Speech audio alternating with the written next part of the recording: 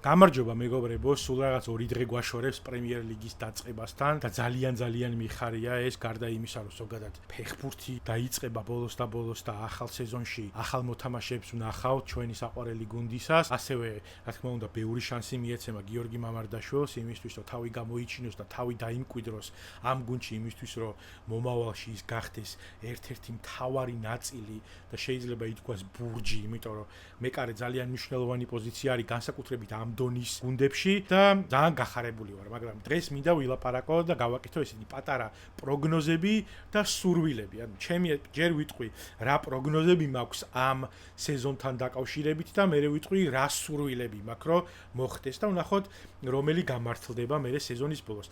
ასევე ძალიან მინდა გთხოვოთ, რომ თქვენი პროგნოზები და სურვილებიც ჩამოწეროთ კომენტარებში და სეზონის ბოლოს მე შევადაროთ ვისი ახდა და ვისი გამართლდა და როგორ განვითარდა მოვლენები. მოკლედ დავიწყებ. ჯერ დავიწყებ პროგნოზებით. პირველ რიგში რაც მინდა ვთქვა, რომ ეს როდესაც ვლაპარაკობ პროგნოზე, ეს არის ჩემი აზრი, რომლითაც ფიქრობ, რომ განვითარდება მოვლენები მომდევნო სეზონში. ამიტომ არანაირად არ მიიღოთ ჩემი ეს სიტყვები რაღაცა რჩევად, რომ რაღაცა იმოქმედოთ ამ ხრივ ფინანსურად, ეს არის უბრალოდ ჩემი აზრი, რომელსაც ვუზიარებ ამ არხის მაყურებლებს. გადავალ ახლა მოკლედ პროგნოზებზე. პირველი პროგნოზი, რაც ჩემი აზრით გარდაუვალი არის, ეს არის ლივერპულის გაჩემპიონება წელსაც, ანუ ზედიზედ მეორედ მოვიგებთ პრემიერ ლიგას არნე სლოტის ხელში. ასევე ამ შემთხვევაში ვერ ვიტყვი და ცოტა თავმდაბლურად მივუდგები ამ თემას და ვფიქრობ, რომ ლივერპული როგორც მინიმუმ გავა ჩემპიონთა ლიგის ნახევარფინალში. ვიტყოდი რომ მოიგებდა თქო, მაგრამ იქ რაღაცა შეიძლება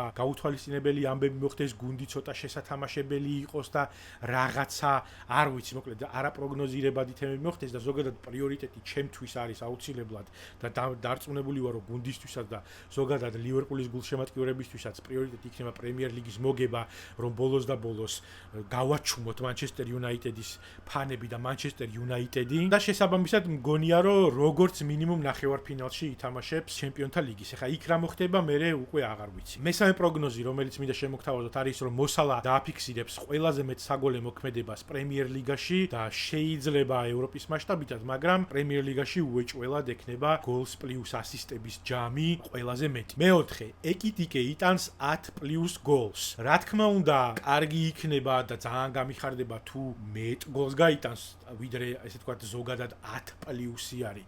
მაგრამ მაინც ახალი ჩემპიონატი არის, შეგუება მოუწევს პრემიერ ლიგასთან, გუნდთან შეწყობა მოუწევს და შესაბამისად 10 პლუსი გოლი რო გაიტანოს, ჩემი აზრით ეს იქნება ძალიან კარგი შედეგი. ის ახალგაზრდა ფეხბურთელი არის, 23 წლის არის სულ. აქამდე ამ დონეზე თამაშის გამოცდილება როგორც ესეთი არ აქვს და მგონია რომ მოახერხებს, რომ პირველივე სეზონში დააფიქსიროს ორნიშნა გოლების რაოდენობა. მეხუთე, ჩემი აზრით ფლორიან ვირცი დააფიქსირებს 15 პლუს ასისტს.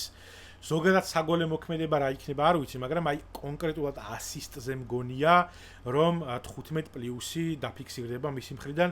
ამის თქმის საშუალებას მაძლევს ის, როდესაც არნეს კითხეს, რომ როდესაც მოიყვანეთ ეს ახალი ნახევარმცველი და გინდა რომ ჩასვა იმ ნახევარდაცვაში, რომელმაც ლიგა მოიგო, რა გაკლდა თუ ამ შემთხვევაშიო რა, ლაპარაკი რა თქმა უნდა მაკალისტერზე, სობოსლაიზე, გრავენბერგზე, იქ ენდო, ჯონსი, ელიოტი, ეს ხალხი სულ ყველა იქ არიან და ამათ დაემატა რა თქმა უნდა ფლორიან ვირცი და არნემ უპასუხა, რომ იმდენად რამდენადაც ჩვენ ვნახეთ, რომ წინა სეზონში ძალიან ბევრი გუნდი უკან თამაშობდა და დაცვით ფეხბურთზე იყვნენ გადასულები ძირითადად და გაგვიჭირდა ბევრი გოლების გატანა და სულ რაღაც ერთი გოლის სხვაობით ვიგებდით ხოლმე ხშირადო. ამ შემთხვევაში ფლორიანის კრეატიულობა დაგვჭირდებაო და აი ეს მაფიქრებინებს იმას, რომ არნე ფლორიანს ათამაშებს ისეთ ფეხბურთს, რომელშიც ძალიან ბევრ ასისტს ვნახავთ და მისი მთავარი ფუნქცია იქნება თავდასხმის და შემტევი წინა სამეულის და ზოგადად შეტევის მომარაგება ასისტებით. და რა თქმა უნდა იქ გოლებსაც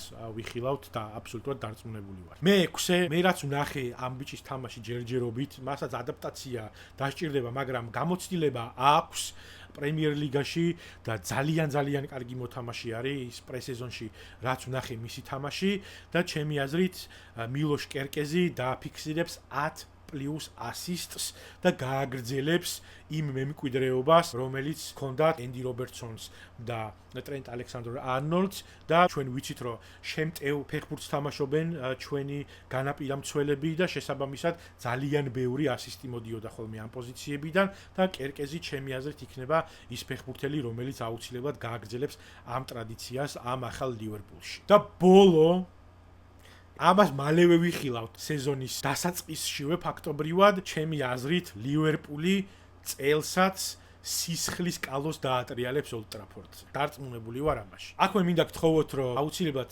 დაალაიქოთ ხოლმე ვიდეო თუ მოგწონთ ჩემი კონტენტი, ასევე ძალიან დავაფასებ თუ კომენტარებსაც დამიტოვებთ ხოლმე. საქმე ის არის, რომ უკვე ჯერ მხოლოდ რაღაც 50 subscriber-ი მყავს არხზე, ჯამურად 600-ზე ოდნავ მეტი ნახვა მაქვს მთელს არხზე, მაგრამ Manchester United-ის ფანმა უკვე მოახერხა იმდენი, რომ გავაქრე, ჰაიდი გავუკეთეთ ჩენელიდან ისეთი კომენტარი დაწერა გუნდზე და შესაბამისად ჩემი თხოვნა იქნება, რომ უფრო მეტად ვიაქტიუროთ იმისთვის, რომ ჯერ ერთი თვითონ ვიდეოებსაც წაეხმარება ეს და მეორეც ზოგადად დავანახოთ ჩვენს კონკურენტ გუნდებს, რომ you never walk alone YouTube-ზეც კი. ხო, ეხლა რაც შეეხება სურვილებს, ეს რაც მინდა რომ ამ სეზონში მოხდეს.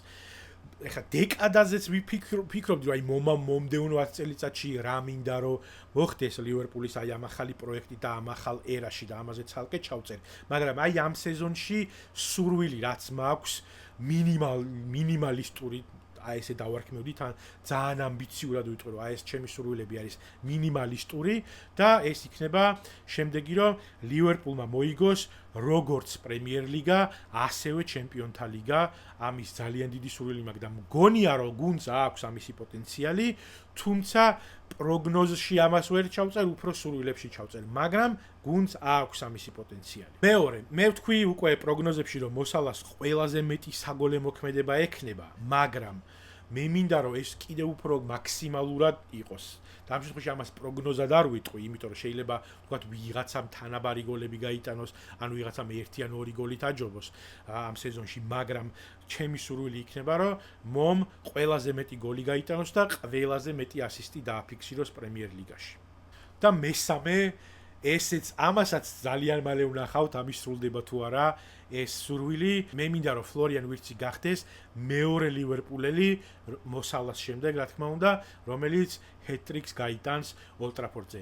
შარშან ამისი შანსი ჰქონდა ლუჩოს და ძალიან მეწყინა, რომ არნემ არ მისცა ამის საშუალება, იმიტომ რომ ჩემი აზრით ძალიან დიდი შანსი ჰქონდა, რომ ლუჩო გამხდარიყო მეორე ფეხბურთელი, რომელიც ლივერპულის მაისურით გაიტანდა ჰეტ-ტრიკს ოლდ ტრაფორდზე და სამწუხაროდ, როგორც აღნიშნე, არაცალა არნემ ხოდა.